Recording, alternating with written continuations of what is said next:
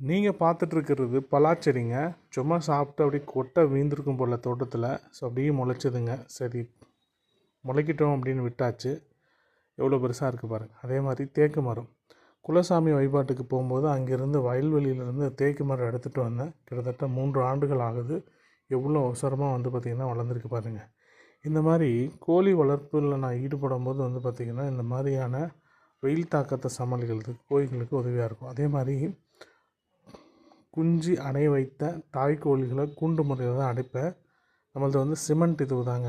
So அதனால் அப்படியே விட்டோம் அப்படின்னா கோழிகள் இடக்கூடிய எச்சத்தால் அதுக்கு ஏதாவது ஒரு பாதிப்பு வரும். ஸோ அதனால் கோணி பை அரிசி வாங்கக்கூடிய கோணி பையை தினசரி அந்த கூட்டுக்குள்ளே போட்டு வெயிலில் வச்சு மறுபடியும் அதை சுத்தம் பண்ணி மறுபடியும் போடணும். இல்லைன்னா இது மூலயமா குஞ்சுகளுக்கோ கோழிக்கோ ஏதாவது அதனோட எச்சத்துலேருந்து பாதிப்பு வரலாம்.